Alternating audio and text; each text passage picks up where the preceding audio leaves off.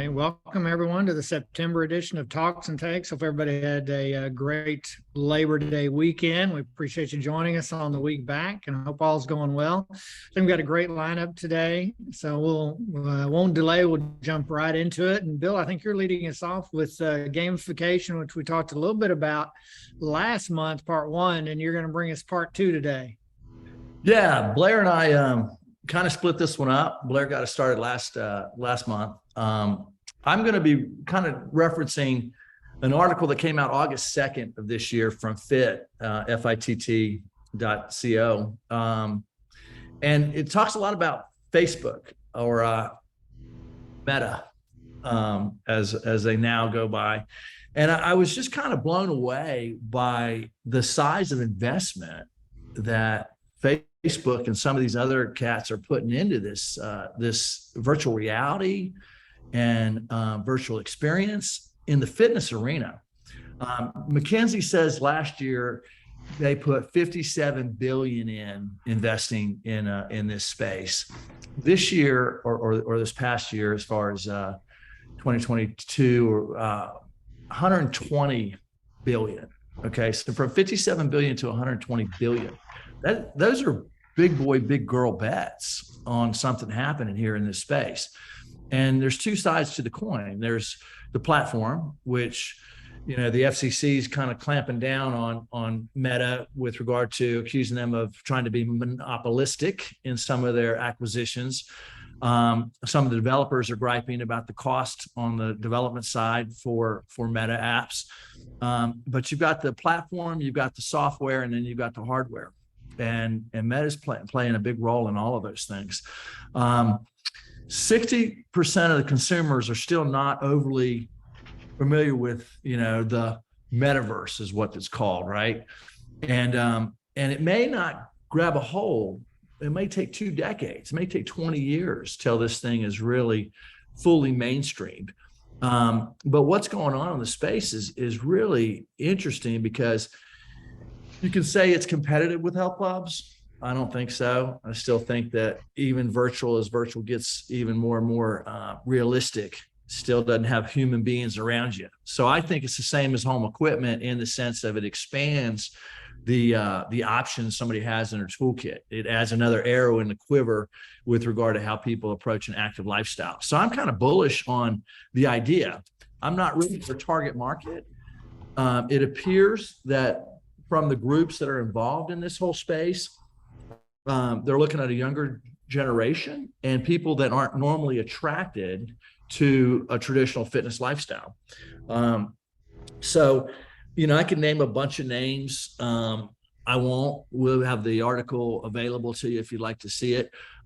But we should be paying attention to this and figuring out how we adopt some of this into our surround sound, into our ecosystem. You've heard us all talk on this show before that fitness in a health club environment isn't about 1 hour, 3 times a week. It's about 24 hours, 7 days a week. And how do we fit into that lifestyle versus just the time they're with us? So with that set up, I might have a few more comments, but I'd like to open it up to my esteemed colleagues. Yeah, I'll jump in. I'll jump in on that. It's 57 billion in 21 and 120 billion through August, through July of 22. That, I mean, that's going to probably double again and double again each year. The yeah, like you were saying, Bill, there's a couple different things to think about. There's this metaverse, which we're all trying to understand, but then there's also the way that the VR and how the VR portion of that is growing so fast. And they're specifically targeting people that are not gym goers. And Zuckerberg says he wants to own the meta fitness space. Like, yeah. This is the biggest bet they are making right now is on fitness and how to bring that to people that don't go to gyms and how to activate more people in the world. So it's like we've gone from gamification to something bigger, right? I mean, there's something bigger going on there. Right. Well, I also think it's Zuckerberg's, changing it to Meta, changing Facebook to Meta. Let's rejuvenate it. Let's, I was going to say euthanize it, which I mean making it more youthful. But they're focusing on Gen Z. They're looking 20 years ahead. That's what you do when you invest. You're trying to plan for the future. And the cost of the metaverse is going to reduce substantially, and the cost of AI is going to reduce substantially over time as more and more people research and find more economical ways to provide this.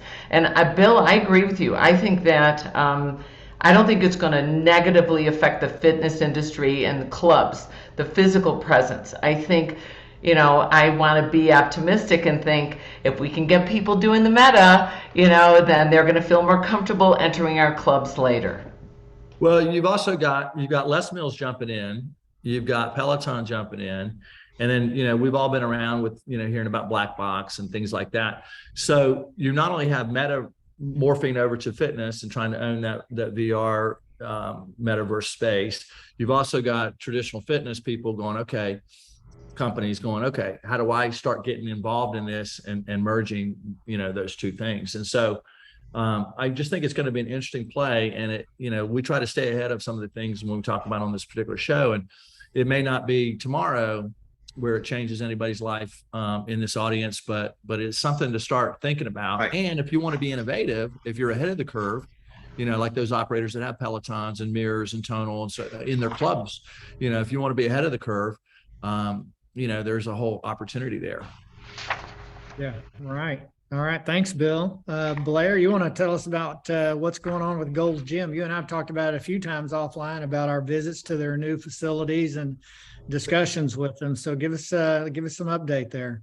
Well, this one's actually Sara. I'll get on that one a little later. This one's actually Sara.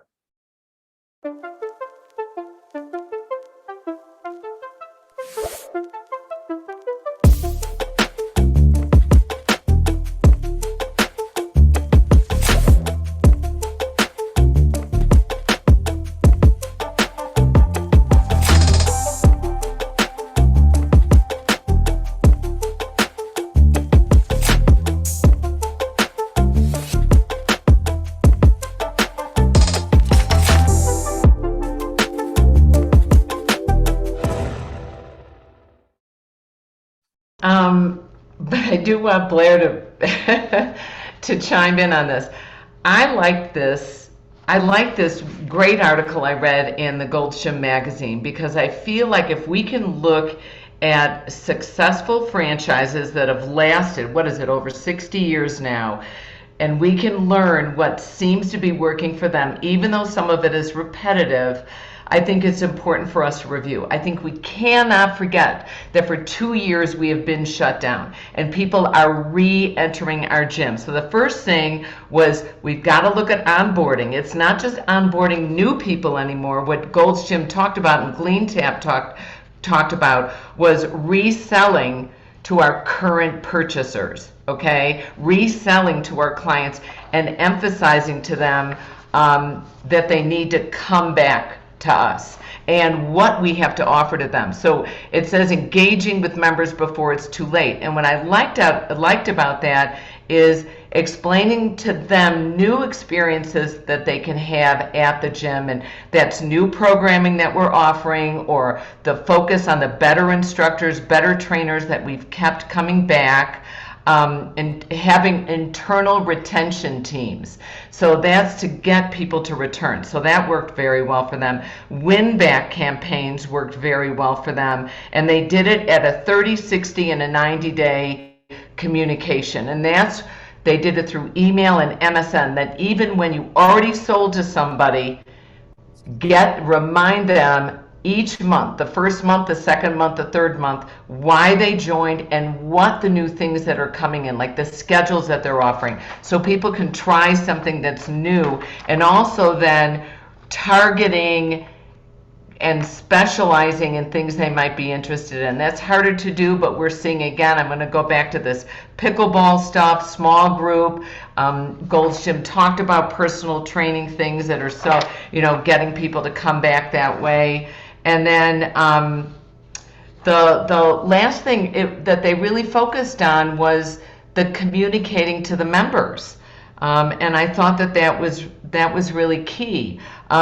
And getting people to upgrade their memberships, to spend more money. And I'm going to talk later about raising your rates and getting people to spend more. And it was through this MSM, and which is text messaging communication, as well as going through email campaigns. Blair, what have you seen at your goals? Well, I'm not. Oh, you're not Golds anymore. I do work with a handful of Gold's Gyms. For each of these things, the thing that I'm always looking for is, what are you doing different now than you did before? Like, what's different about onboarding now than before? And in my experience right now, coming into our clubs, is that onboarding is necessary. Everybody is on board, right? Whether it's just a greeting because you know what you're doing in a gym, or whether you really need a lot of help, there are fewer people, as people come back, there are fewer people that need a lot of help. I think that ramp is starting to increase for us now. There are more people now coming, but people that first came back knew what they were doing, and the onboarding was a greeting and keep them happy. So what's interesting to me is, like, what are they doing differently in these things? Different spin on goals. That's that one's interesting to me. Like, how are they doing that? What is the different spin on goals? And so they had a lot of success with the I think it's pronounced STIQ, the 3D body composition. Yeah. And they highlighted that it's not just about knowing your goals, like, oh, I want to lose weight. That's not it anymore. It's the wellness focus, it's the health focus, but it's also implementing more scientific analysis of where they want to get their goals and being able to track it, I think. Yeah, and I think that starts on the front end, right, Sara? It's the total well-being should be sort of the focus in the presentation when you're giving the tours of the club, as opposed to just the physical. We should also talk about a broader definition of wellness and how our clubs can serve those needs that they have. Yep. And Gold seems to have emphasized that and been focusing on that. So that's kind of encouraging, because we've been chanting this now, I don't know, for how many of our monthly webinars about the wellness.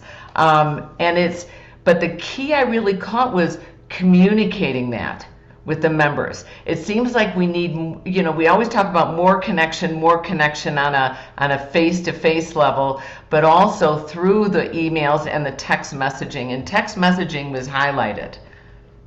Yeah, right. Okay, Well, on to the next topic.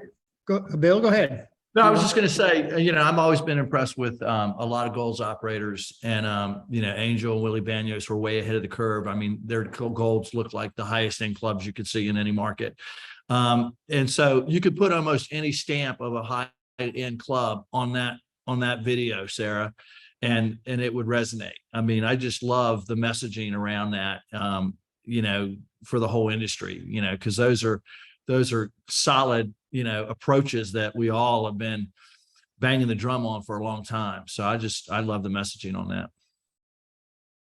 Okay. All right. So the next topic is reinvesting in staff development. This one I'm sure is mine. And it's because it came out of my conversation with so many club owners and club operators over the last 6 months or so, coming out of COVID, kind of post-COVID. During COVID, we all, I think, collectively didn't do a lot of professional development for our teams, and rightly, justifiably so. Everybody was worried about making sure they were surviving, managing the member experience with COVID protocols, opening, closing, restrictions, all those things, and then trying to get the members actually back into the club. And now people are kind of coming back around and reinvesting and recognizing the real importance of developing their staff. So this book was authored by Herb Litzman. He's a friend of this show, of course. All of us know Herb. He's a longtime friend of mine. He's had a prolific career in this industry across a broad spectrum of facility types and offerings and locations geographically, perhaps capped by being the general manager of the Houstonian in Houston, which is a hallmark of one of the luxury brands in our industry for a long time. But Herb wrote this book, and the reason I wanted to share it, I'm getting no commission or anything, although Herb is a really good friend.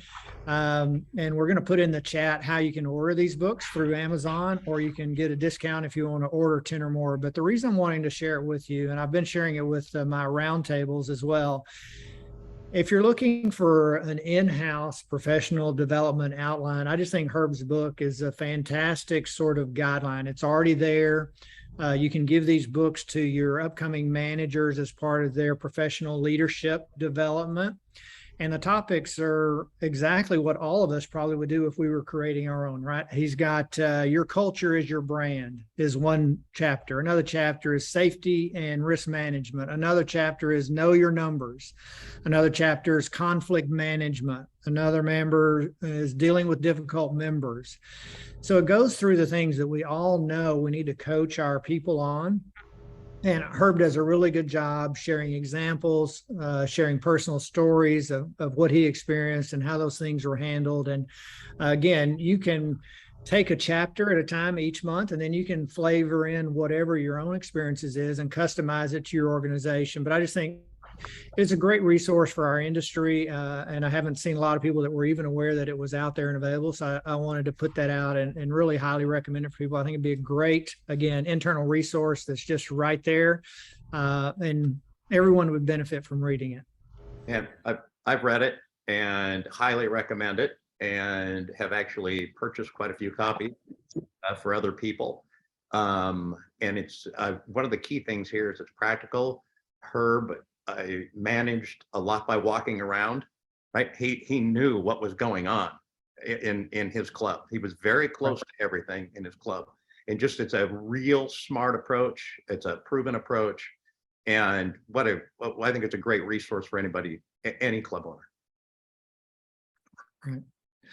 All right, we'll go ahead and move on from there to the next topic. Didn't want to spend a lot of time on that, but I just thought it was very worthwhile to share. So our next topic is high price, low labor gyms. So there is a bit of a, I'm not sure I want to call it a trend yet, but it is starting to happen. And during the shutdown, when we were collecting, we put out the shutdown feedback product. We had about 1,000 clubs take us up on it, and then we used text analytics to analyze a lot of that data. I had said at the time on one of these shows, I said, I think there's a real opportunity out there to open up smaller, higher end, shorter hours, personal training staff, $100, $200 a month clubs with limited, limited occupancy, limited members. And I still think that's a real possibility out there. So what Sara showed, what one of the Gold franchisees is doing, you see RSG, the corporate group, doing something a bit different. Now they're starting what they see as the future of the Gold's Gym brand. And I've got to say, I've been impressed, right? I mean, they are opening up clubs, and it says high price. Let me just put it this way. It's not low price. It's $40 a month. Right, they're $40 a month at these clubs, month to month, no contract. I don't think there's ever an enrollment fee, but there's no group fitness, there's no cycling studio, there's no kids club. Yeah, the decor is high end but hardcore, I'd call it. Brent, would you agree with that description? High end but hardcore? Yeah, I'd say yeah, definitely on the luxury end, and I'd say eclectic. Even more than hardcore. I think it is a little hardcore, meaning they're focused on who they are, but it's also very eclectic and geographically appropriate. That's a much better description. Yeah, and geographically appropriate. And so what's happening is their labor is a fraction of what it used to be in these clubs, and they are busy. By the way, they're using less cardio and more weights. Like no need for 20 treadmills, right? I'm trying to remember what they had in there, maybe 10 or something like that. But these places are getting packed, and I'm wondering if there's well, certainly there's a shift in the mindset of the consumer coming out of the pandemic, and we all saw people going more and more into weight training. In my own clubs, I'm looking at all my cardio and thinking, people just aren't on it that much. Right. And, and I'm wondering, I think it's something to look at. I really do.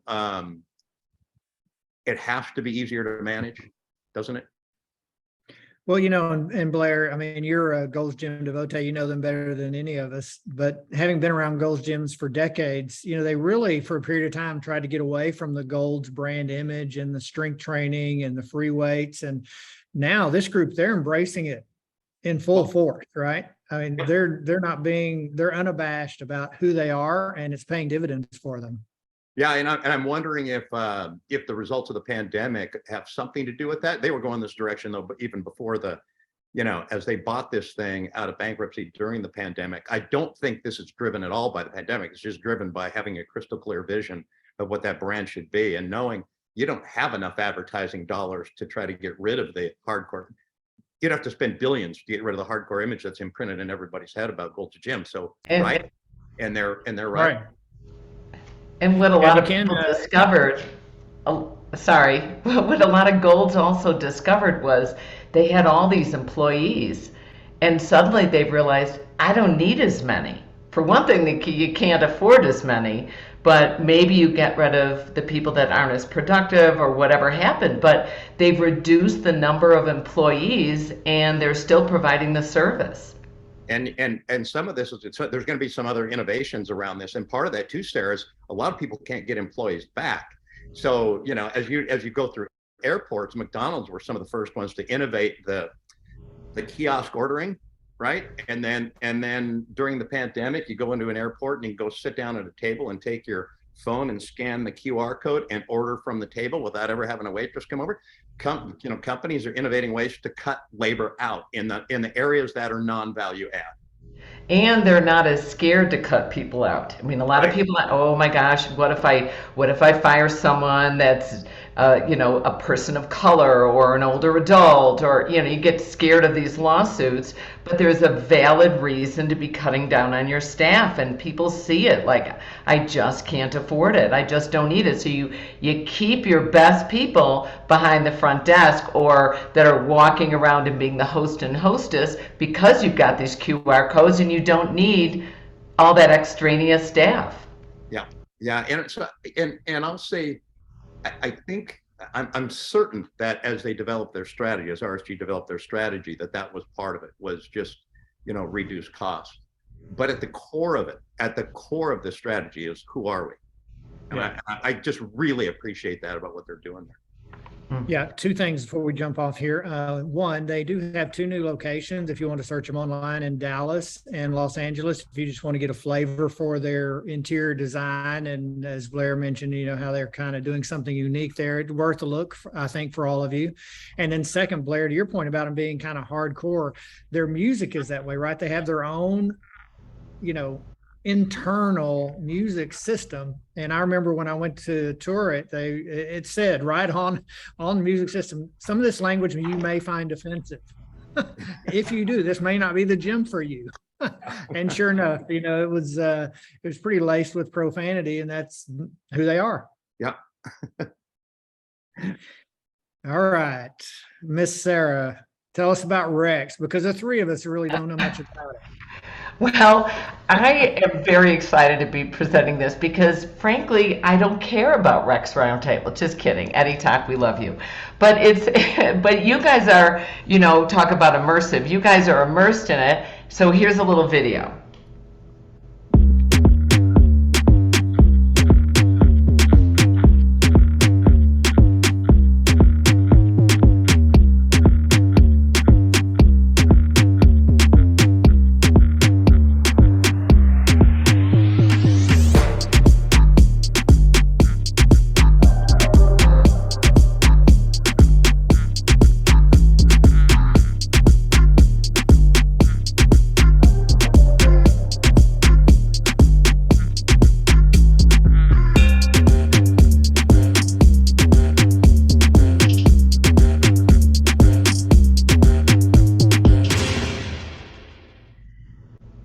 all this information did come from Rex, and I know a lot of us know Rex Roundtable, but I think it's very interesting. It's over 300 organizations that represent 2,700 clubs. And to me, I feel like my theme for this month is like, give me a solid 5 ideas, 10 ideas, 7 ideas that I can latch onto. And I love this because rethinking staff needs, doing more with less, avoiding burnout, but doing more with less. And people just discovered they were overstaffed. And this came from a lot of the Rex Roundtables. Rebuilding onboarding, again, helping those new members, but also getting the old members back. 3, maintaining marketing. That's one of the first things you try to cut out. What am I spending money on that is not working? Well, maintaining marketing seemed to be one thing that kept people being successful and pulling people back in the clubs. And opening targets for digital markets, they were kind of focused on recreational activities, seniors deconditioning, COVID cautious members. We talked about pickleball training in the past, and it's time. A lot of the Rex Roundtables were experimenting with different successful strategies and relaunching club universities. And I think it was Bill that just talked about retraining staff. So reinvigorating your staff was very important. Looking for free money, or at least support on this, was important. And I love Paul Bosley, always comes up with really nice stuff. He's doing a webinar on SCORE, and this is how you can get some of the revenue from small business administrations. Do you need to invest your own money? What type of equity do you have to put up with? Stuff like that. Rex Roundtable individuals also focus on mental health, which of course we know that is very important post-pandemic. Rex Roundtable people, we're looking at resetting financial expectation. That means you just got to go back into your budget. And one of the main things that I'm kind of embarrassed to say that I was kind of anti a couple months ago was raising your rates. You got it. I know. Look at Bill. He's smiling. I don't like you very much anymore. But it's absolutely true. You've got to raise your rates. And most of the Rex Roundtables, what they're finding is they're all raising their rates between 2 and 10% in the coming months. So we all should look at that. Take it from a leader. And then, speaking of leaders, being positive as a leader. And it's very hard to do that if you're on your own. So if you can't afford to join a Rex Roundtable, you're not prepared to do it right now, find somebody you can talk to that's in your same industry, that you don't feel like you gotta hide things because it's competitive, but you can find someone that you can share your angst with. Sara, everybody can afford to join a Rex Roundtable. You gotta spend money to make money. You can't cut your way to success. When I talk about the next topic, it's about reinvestment of people to keep people. I mean, you got to grow by investing. You just talked about marketing. Don't cut marketing because you need to grow. You got to invest in your people. And Rex, I'm preaching to the choir here, but it gives you that network and it gives you best practices, and it also holds you accountable and gives you some discipline. And so, but you're right. You can do this other ways with peer group. But I love the point you're making about, you can't, what I'm taking away from it, correct me if I'm off a little bit, but you're saying you can't cut your way to success. You got to grow your way to success. And I think that's something that when you're in crisis mode, we all want to cut. Well, you get down to a certain level and you cut anymore, you're going downward. You've got to grow it out. Yeah, I think, there's been a long-term fear of people raising their rates, Sara. So you've got a lot of company of people that were afraid or didn't think that was the right thing. And I would expand that. I know some of the people on my roundtables have increased their rates as much as 20%. And without question, literally without question, everybody said it was the right thing to do after they had done it. Even if they were reticent in the beginning and thought, I'm going to get feedback, I'm going to lose members, it's going to be a bad PR scene. No, they may lose a couple members and that's about it. It's gone well every single time. As someone that's done a lot of dues increases, I've never finished a dues increase and went, man, I went too far. No. But every single time I went, man, I probably didn't go far enough. Yeah, Yes.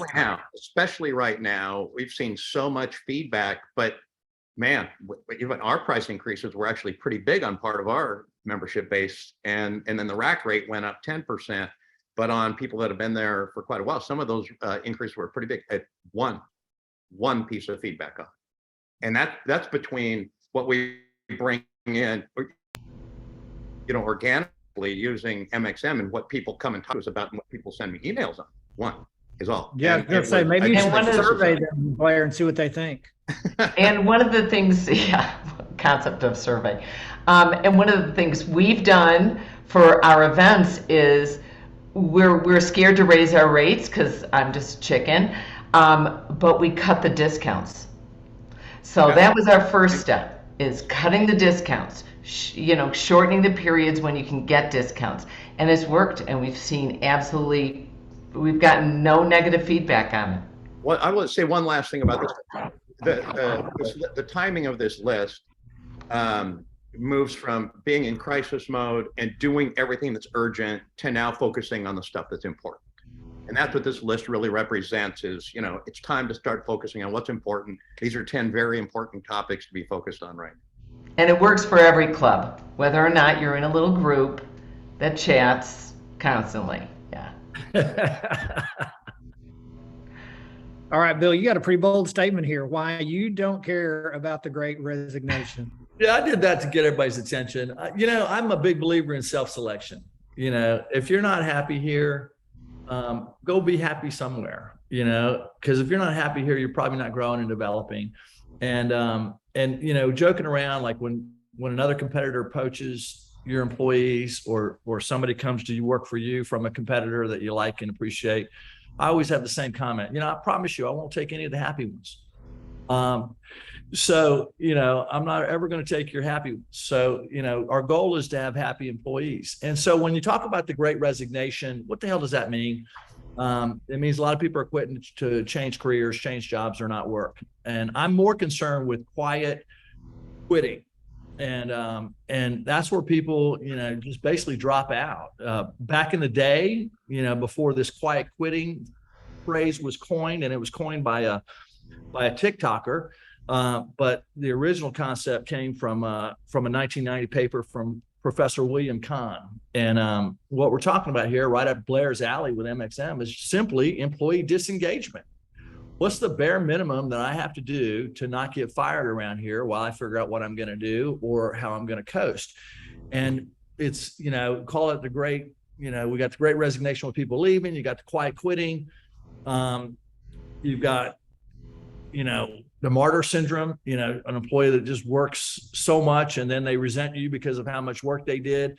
You've got the ostrich syndrome where people put their head in the sand and don't pay attention. You got the strictly professional approach where everybody says the right thing, but once they've said it, they do the minimum.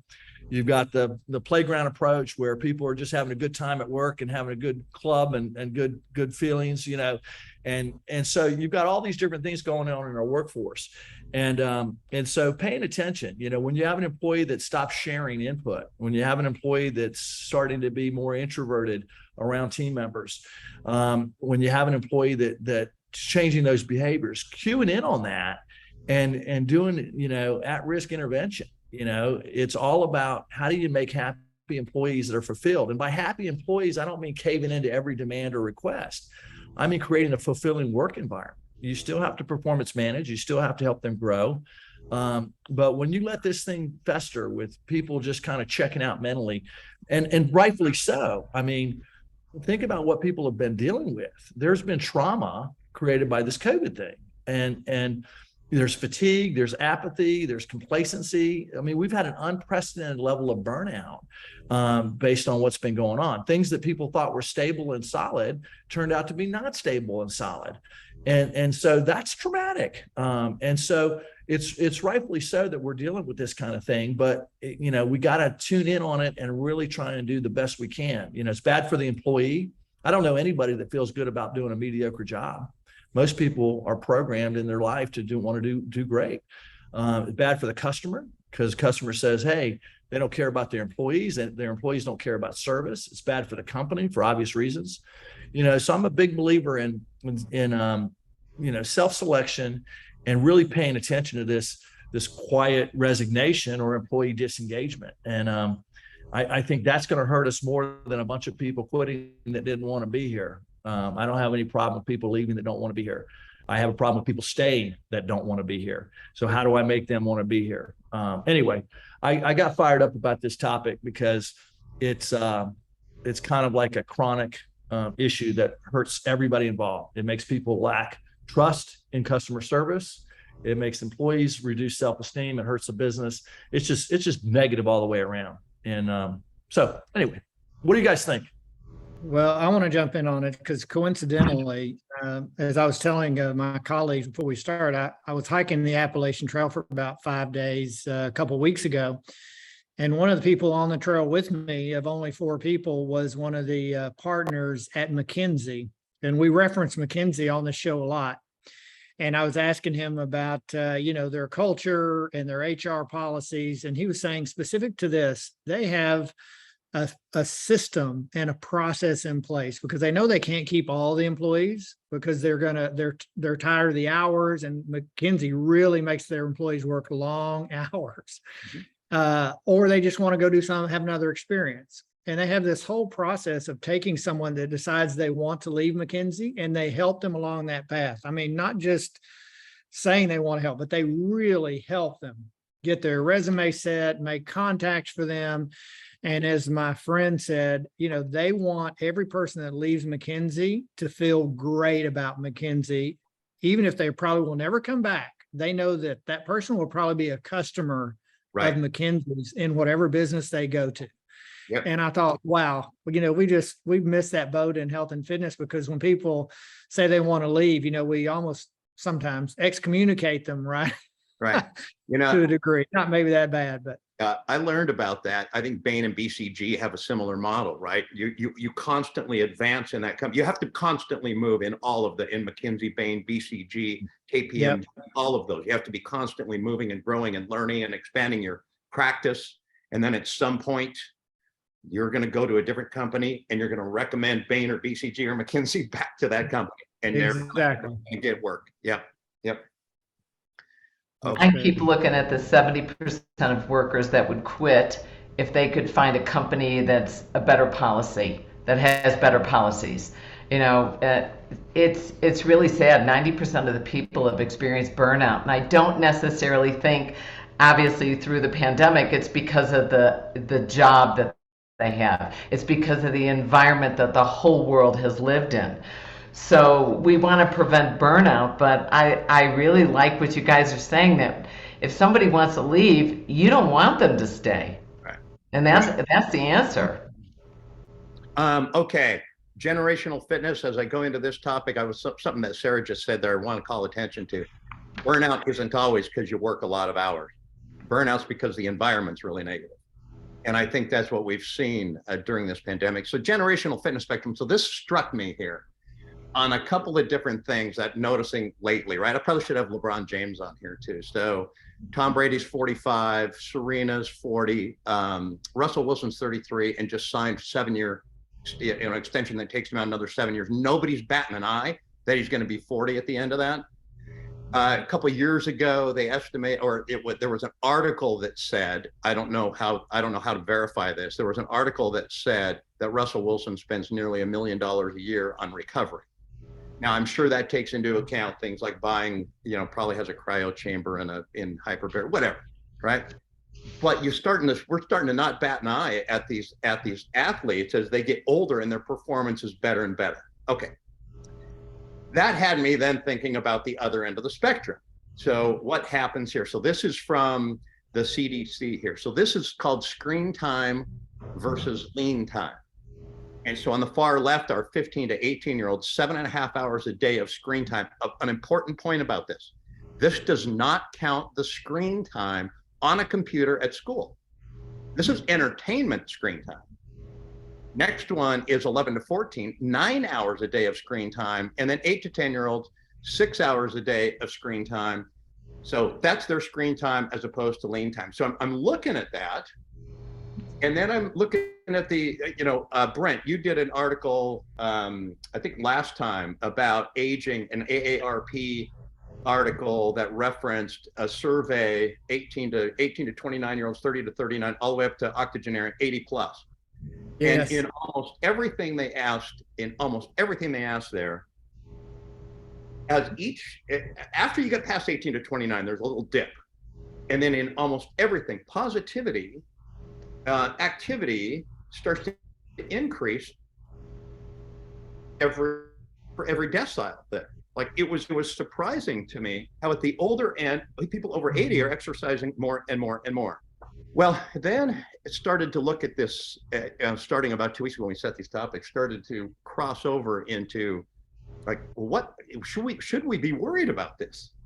While we're learning more and more how to extend activity and get smarter and smarter on one end, should we be worried about this on the other end? And I was, until Bill started sharing information with me on that gamification article. Look where this is going. This might actually, is it possible, I'll throw it over to you guys. Is it possible that all this screen time is what's going to get them active? Because these are the ones they're targeting for VR and for metaverse. And while Zuckerberg wants to own the digital, the virtual exercise space, I'll leave that and throw it over to you guys. I have always felt that, I've got these 4 boys, all right, and when they were young, it's like, keep them active, get them out of my house, every sport, from hockey to baseball to football to soccer. I think the pandemic made it so that kids couldn't get together on teams, so that may be affecting this. I also think I believe I've let my kids play video games. I kept it limited, but I wanted them to play, and now I've got a bioinformatics genius kid working on a computer in biological models for virus, RNA, I don't even know. But they've got to do the games to stay up to date with what's going on. And I think it's effective I think it's an affectation of the pandemic that they're doing more virtual hours. I'm not quite sure if I'm going to put a pair of goggles on and play virtual tennis. I'm not sure if that's it. Well, I think, Sara, my kids and sons, although they're grown now, like yours, very active in sports and so forth. But I know there's a great divide there as well. If your children or the young people out there are involved in competitive sports, whatever it is, whether that's tumbling, cheerleading, volleyball, basketball, baseball, you name it, they're getting plenty of activity. In fact, they're probably training more year round than, Blair and I did playing football or hockey back in the day, right? You showed up for the season and then you went, but now it's a year round thing. But if you're not in a team and you're not on competitive sports, there's a big gap of people that don't do that, and they're getting virtually no activity. And that's something we've got to find a way to correct. And I don't know that I buy the fact that sitting in front of the computer is going to help that, but maybe. Well, I think what I mean by that, Brent, is that they're probably the prime target for VR and for that virtual fitness. Bill? Yeah, I mean, what do they say in, marketing 101, right? I mean, take your product to where your customers are, right? I mean, we talk about that all the time. And if you're talking about trying to grow your customer base with youth and they're on the screen, what better way than to, so I get the inactivity part of it, but I also see where Blair's going with this thing. And I got a 16-year-old son who plays tennis in high school. He kept getting better and better, and I couldn't figure it out because he wasn't taking lessons, and he started late in life playing tennis. And I asked him, I said, how are you getting better at this without lessons? And he goes, oh, well, I hit on the wall outside the house. You see me doing that all the time. He goes, but I watch the pros and learn their strategies, and then I go practice them. So he's watching videos to learn strategy in tennis. My strategy in tennis is, trying to get the ball over the net, and hopefully it makes it somewhere over. But he's thinking through this, and he did the same thing with piano. He would do videos on songs he wanted to learn, and then he would just copy what he memorized on the video on the piano. And so we all know about visualization in sports. You visualize it, it improves your performance. So there's an ability here. Imagine VR or AI where you're playing against a professional tennis player, and you've just skilled down their level a few levels, but you're playing the way they play. You're playing against them the way they play. I mean, there's an unlimited amount of opportunity here in sports and fitness. And so anyway, I just think it's kind of interesting. And, I've not been a big advertiser in our company on TikTok, but TikTok gets kids active. They're doing dances and they're moving and they're filming. And so as our industry keeps getting more and more, older, this is a breath of fresh air that we should be paying attention to. One, I know we need to move on, but Joe Harris just put into the chat, blackboxvr.com. Tony Robbins talks about Black Box in his book Life Force as a way to get people moving. And then, there is a virtual reality batting that pro baseball players are using in VR to actually become better hitters. So, I mean, it's all sports. It's virtually all sports at this point. Yep. Okay, 5 ways you'll exercise smarter in the future.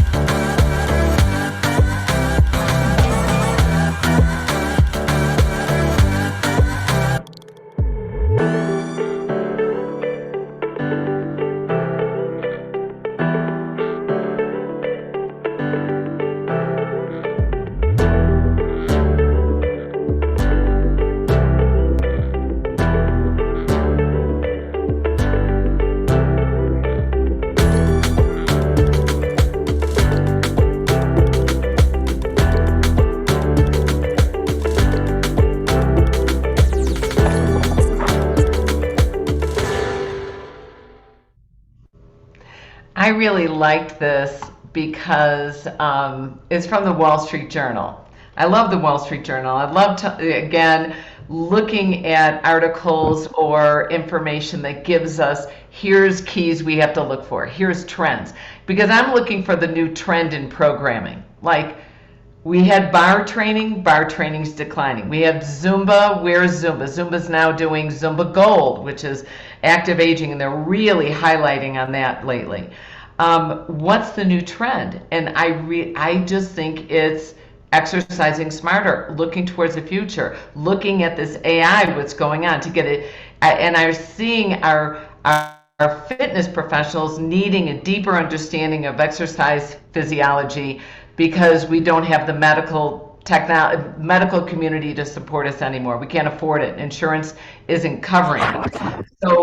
So I look at this and I see, what did you say, Blair, that how many millions of dollars these athletes are spending on recovery?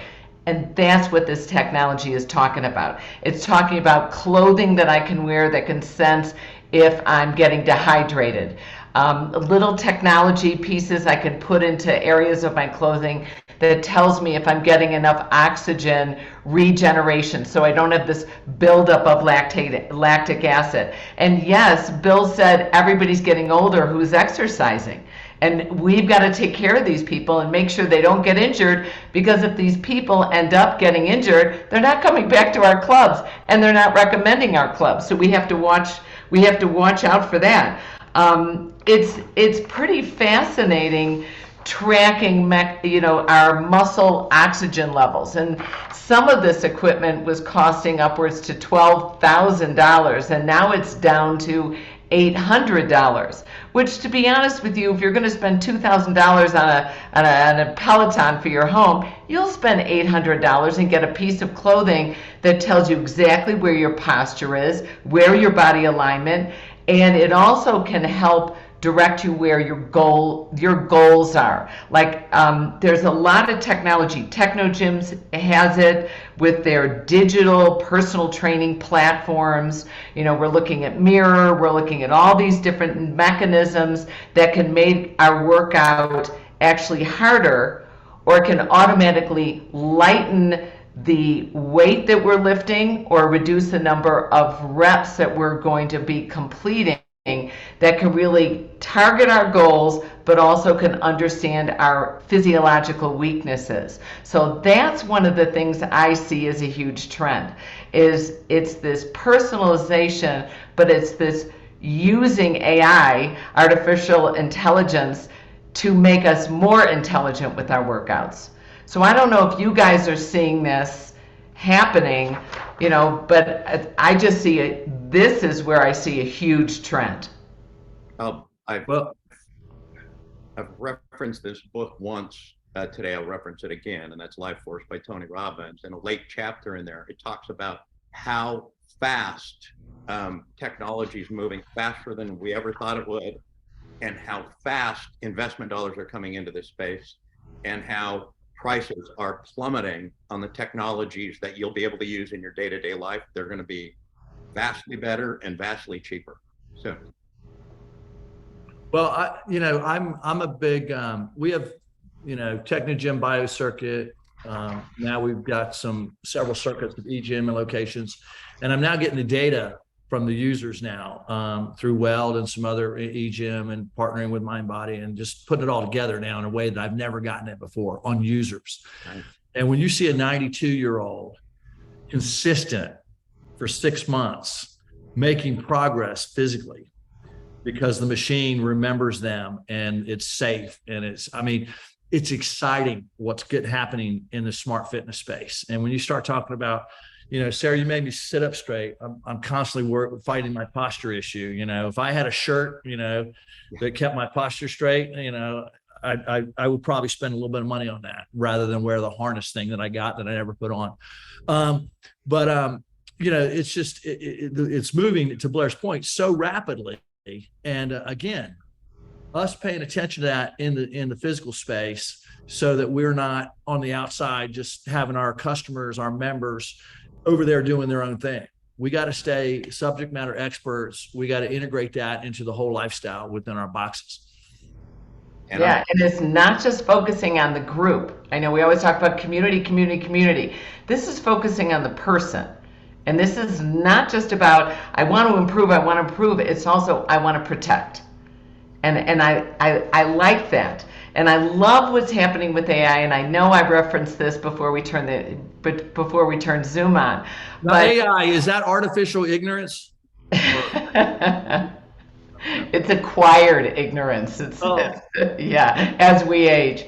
But I've noticed that what stores are doing is they're suppressing internet access, so that you have to log into their Wi-Fi. And then what the store does is, because you're on their Wi-Fi, they can track exactly where you're going in the store and what you're buying. And I wonder if some of the health clubs are going to be suppressing internet access. You've got to go on the Wi-Fi, see where Bill, you're so, oh my God. But I think that's short. I think it's short-lived. Once you put barriers like that up, you're going to lose customer loyalty. And it's a tactic that if they're doing that, if I go to a store and I have to go on their Wi-Fi, I'm probably not going back to that store. Yeah, but a lot of people are going on the Wi-Fi anyway to speed up their internet access. And I think that tells them where they're going in the stores and what products they're buying. And we do it already with Google, with the heat maps to see where we're going on our websites and where we're clicking on our emails. And I think that it's important, but I think we also, I do agree with you that if it does affect and people get kind of irritated that this is happening, and I'm sorry I'm going over, what a surprise. But what this is going to do also is, if you don't have this, look at where your members are going. If you've got your best personal trainer, charge more for that personal trainer. If you've got your group exercise class that's packed, tell that instructor, yeah, I want you to keep teaching 3 a day, but 2 of them will be free with general membership, but let's charge for a small group training, because they're your best. They're the ones that are going to help drive your ancillary revenue. Okay, I'm done. Okay, thank you, Sara. All right, the last topic is another resource I wanted to share. I read this book just recently, and it's called The 5 Languages of Appreciation in the Workplace. Many of you may have in the past read The 5 Love Languages about your relationship with your significant other.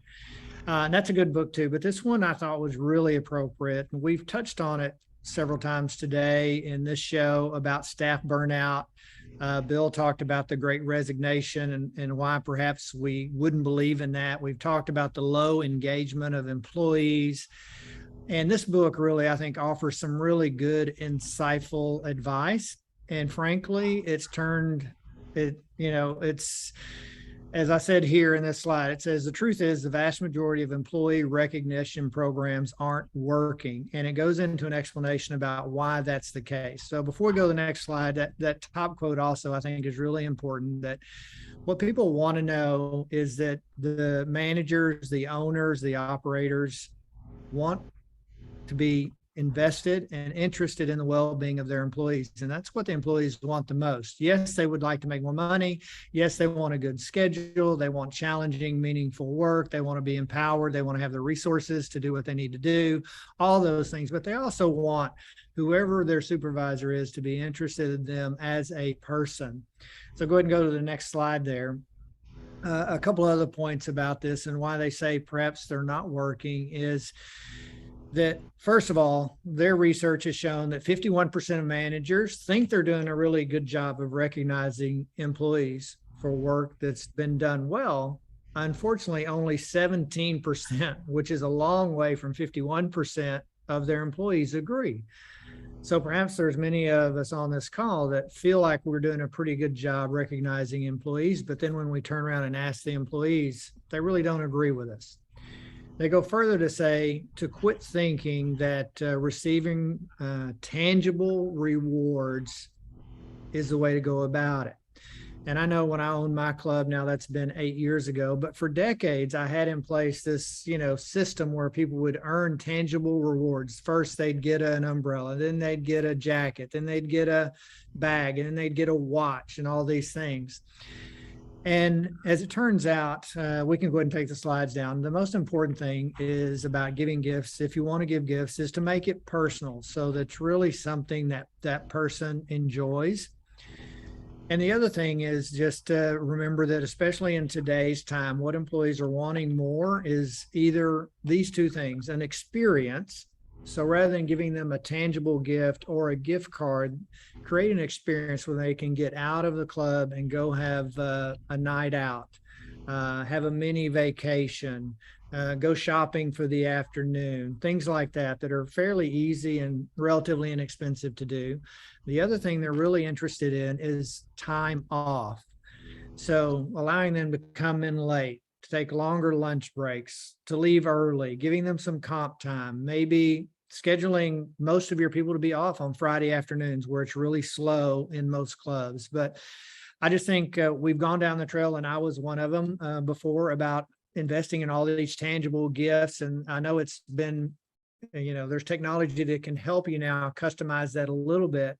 But the book really goes into people want to be appreciated in the way that they like to be appreciated. And I think many of us just assume that the tangible gifts and the structured reward program works.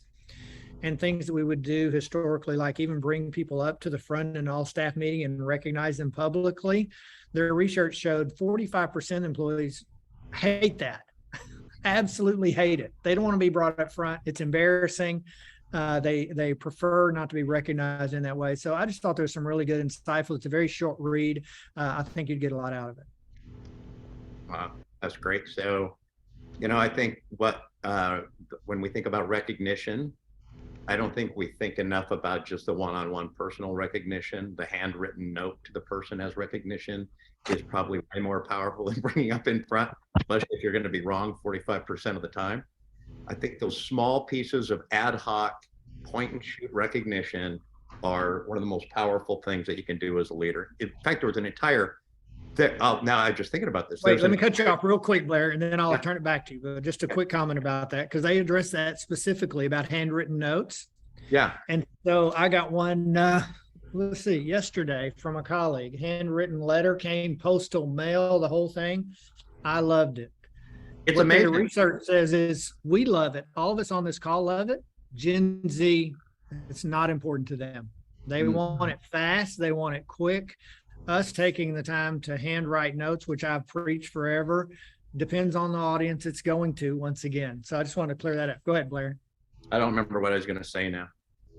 Sorry. I was going to talk about vacations because I read this amazing article in the New York Times, and it said vacations, unfortunately, these people feel guilty that they're not working on the vacation. They're worried that if they don't stay up on their emails, they do this huge work before they go on vacation. They go on vacation, then they get sick because it's finally the only time they let down. Or on vacation, they're always checking their emails. So one of the things that was most effective that the New York Times recommended was having an entire holiday for the staff. Like we know we just had Labor Day weekend, all right? And it was one of my staff started texting me and I'm like, nope, gotta go, stop working, I'll talk to you on Tuesday. Shut everybody down for a certain time period. Maybe the whole office closes for a Friday. Now it's hard to do that for a gym, so what they recommended is that like 50% of the staff go off on one Friday and 50% go off on another. And the satisfaction rate went up by 23% if there was seen to be kind of a blackout time. So I thought that vacation, that I like that idea. Let me close this out with one final thing from the book, which was a distinction they made. They said recognition focuses on what the person does, and appreciation focuses on who the person is.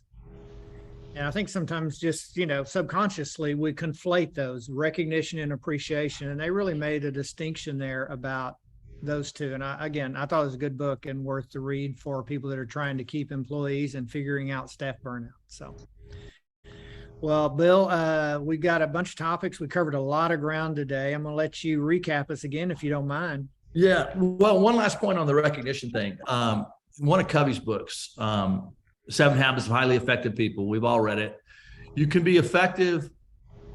You can be efficient with things, but you want to be effective with people. And when you do a systematic automatic recognition program, you're treating people efficiently, not effectively. You can't automate authenticity and appreciation. We talked about gamification. We hit that pretty hard. We kind of kept bringing that in different aspects. Metaverse, VR, fitness, something to pay close attention to on the future of fitness. Zuckerberg's trying to own it. Sara took us into retention strategies that are working for Gold's Gym. She highlighted the aspect of community and engagement, and those seven strategies were very impactful and something that we all should be doing and paying attention to. Brent talked about Herb's book, Caring. I too have read it. I was going to try and sneak away and pretend like I was reading it again right here on the call, but I didn't do that. Herb's on the call. Herb, it's awesome. It's something we all should be using with our teams, and he's given us a special deal on that book with some discounts. Blair talked about high price, low labor gyms, and they really weren't high price. They just weren't low price. And this micro model, if you want to call it that, no group X, no cycle, and how Gold's is really getting really clear on their brand and execution with that product. And that's something to pay attention to as well. Sara talked about something out there called a Worx Roundtable. Not sure what that means exactly, but she was telling us about that thing, and they had some good best practices. 300 organizations, 2,700 clubs. A lot of us talked about we're past the consulting phase of cutting our way there. Let's grow, and having a peer group to bounce ideas off is really powerful, regardless of how you find that group. I talked about the great resignation not being something that I'm as focused on as quiet quitting, employee engagement, paying attention to that so it doesn't burn up your reputation in your market. We're all going to places where we can tell there's employees there that don't want to be there. I personally have seen a lower level of service than I've probably ever seen in my life. So let's not that be our deal. in our industry. Right. Generational fitness spectrum. Blair talked about that. Screen time, different levels of screen time from 7.5 hours a day, 9 hours a day, 6 hours a day, based on age group. Can that screen time translate into activity? Time will tell. Sara brought us up 5 ways you will exercise smart in the future. Talked about time, talked about posture, talked about oxygen level, talked about smart apparel. How do you use smart fitness to engage people at a whole different level and also make them healthier and safer?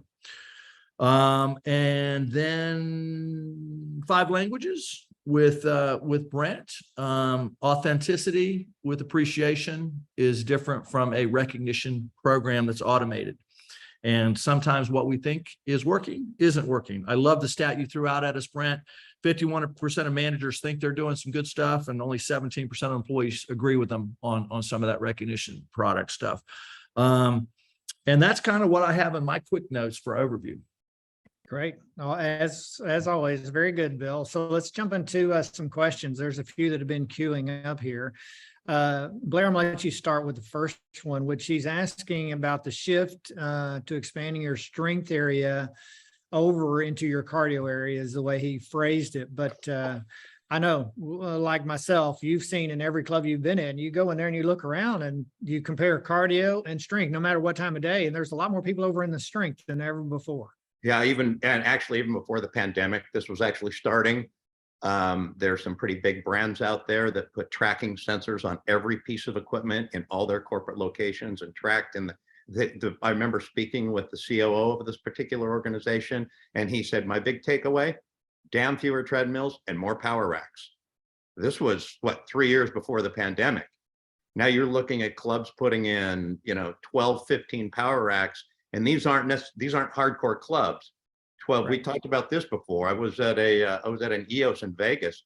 It's like 10 or 12 power racks. 8 of them were taken by females doing really hard exercises. Right. So I think I think this is going to be a shift for a while here. That and the nice thing is, that equipment doesn't cost as much as your cardio. Right.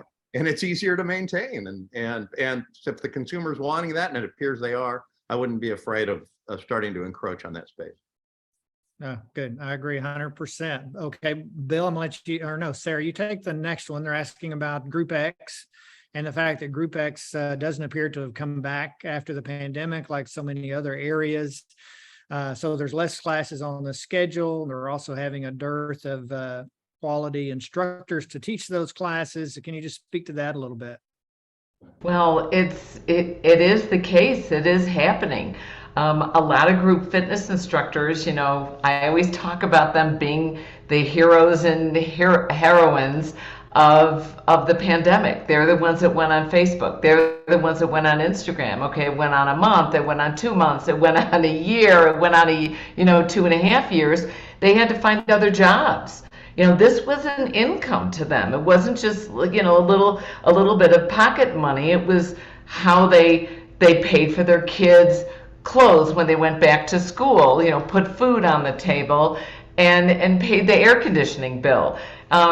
So they left the industry. And also the better instructors, what did they do? They went out on their own and they started gyms in their basement, and they're still doing it in their basement, and they're still doing it on Zoom. So we've got to bribe those people back. It sounds a little bit tacky, but you got to get them back. And if you see them on Zoom, and if they've got, if they're doing workouts in their own basement and they're your best instructors, call them up, email them, and as Brent has recommended, be personal. See what they want.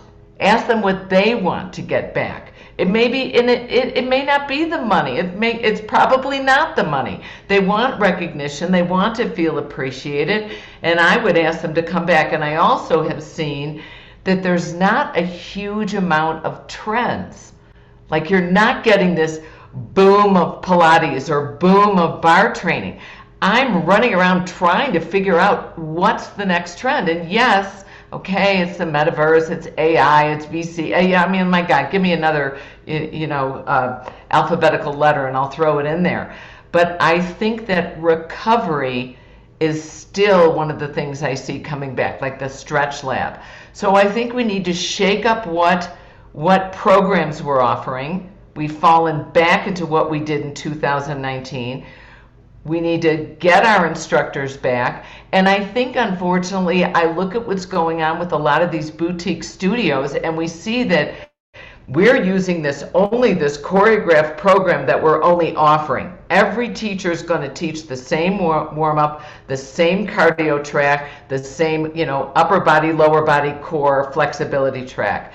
There's a lot of validity to that, and those programs work, but we need to inject some creativity into that programming and get people, to try new programs, go to different clubs, take a conference, etc., and open up what they're offering. So how do we get people back? Go back to your best instructors, go back to what they're doing privately, try to reach out to them, get more training for your employees, not just on how to sell or a new accounting program, but also how to teach and how to train uniquely, and pull those your best instructors. I hope I'm sharing, and this is okay to share, but I look at Gail Lander's clubs and what he's doing, and he got the best instructors, pays them a lot more, and has them teaching 15 hours a week.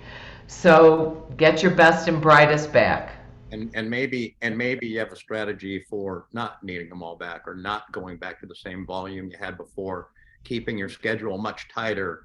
I think this notion of paying a higher dollar amount, focusing on very specific times with very specific instructors, but maybe forget about the fear of missing out anymore, right? And right. Well, I mean, I like parties, right? Have a fitness party. Have special event classes, have a Zumba class in the groups in the basketball court or out in the parking lot. I mean, do things to make them events and have fun, and then you'll introduce people back to the normal schedule through those events. So make it fun. Okay, Bill, I'm going to let you lead off with this next question real quick, if we can move on to the next one, because I think it's an important one, and that is, how can you tell when employees have lost their love of the job?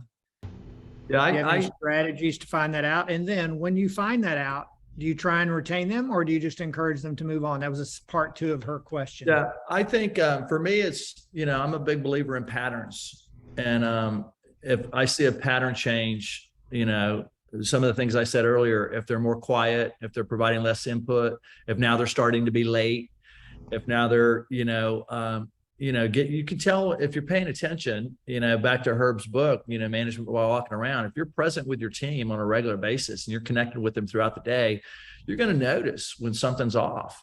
And so being, socially and emotionally and interpersonally aware is what I look for, based on those things. Are they volunteering information in meetings? How are they behaving with their peers?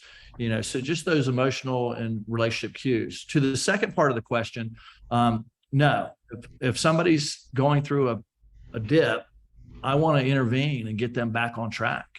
I want to get them going the right way. I want to fix whatever the problem is to the degree that I can.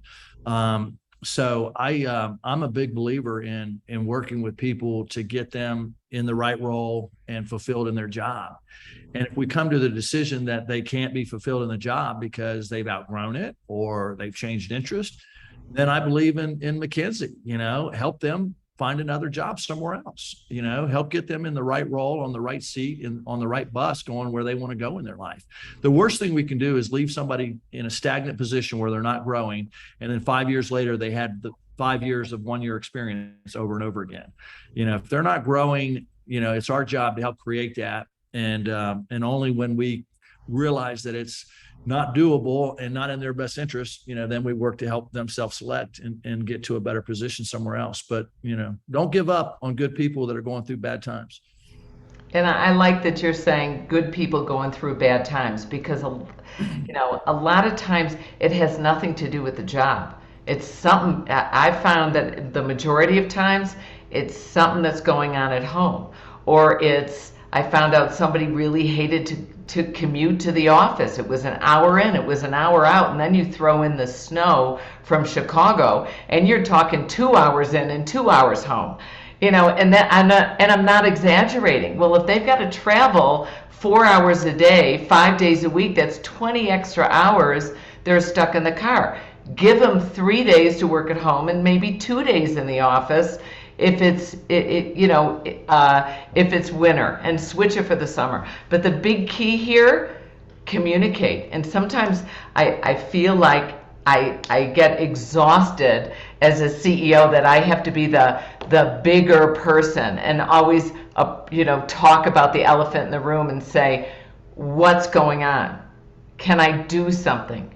Or is it something that I've done? Or are you okay? You just seem off. And just bouncing it, but just opening your mouth and ask. Yeah, for sure. Can I? You got one more last question there. from from you guys before we close it up. Go ahead, Bill, Blair. I wanted Scott Hesna put this question in early on, and I just want to throw something out there. They have 100% autonomous virtual programming that fits really well with facilities for children and that. And he's asking whether this programming is something that clubs would adopt. I don't want to read the whole statement there, but here's what I'll say, Scott. Clubs that have strategies around youth programming would adopt these. Clubs that don't have strategies around youth programming won't. In other words, they're just not going to take it on as a tactic to try to drive revenue. But you find those clubs that really have youth strategies out there, they would adopt. So I just want to make sure he got some feedback on that. Yeah, and I would add this on to your comment, Blair. I agree 100%. And don't you guys think coming out of the pandemic, I hate to keep saying that, hopefully in a few months we will never say that again, but people have gone either one direction or the other, it seems. The clubs that were really invested in youth programming and summer camps and all of that have exploded. They did really well with that. They either went that direction or they eliminated childcare and did away with it entirely. Aren't y'all seeing that as well? Yeah, absolutely. And it's just based on what that strategy was originally. I mean, let's face it, even my own clubs, right? You have kids club so that you have a good group exercise program. That's why you have kids club. Right. And then when you have to look at your demographics. Are you urban? Cut out kids? Are you rural? Are you in the suburbs? Have a kids program. Yeah. Go ahead, Bill. Last comment. Yeah. What did you say, Blair? I said, I don't know if it's quite that black and white as far as rural and urban, but it's ABC's done some work on personas. And it's pretty interesting research. They're always doing research. I just wanted to take a minute, Brent, before we close it up, to say thank you again to IHRSA and ABC Fitness for making this show possible. Both of those organizations do a lot for our industry on research and learning, and they share very openly a lot of that information to make us all better. So thank you, ABC. Thank you, IHRSA. Thank you for everybody involved. I just wanted to throw that out there. Awesome. Yeah, and we could throw Worx and MXM and SCW in there too. Well, what about active wellness? They play a role. Yeah, active wellness, sure. Yeah, active wellness. Awesome. All right. Thanks everybody for joining us. Guys. Hope you enjoyed it. We all had a good time, so we hope you did too. And we hope you'll join us next month in October. We look forward to seeing you then. Bye, everybody. Bye. Thanks.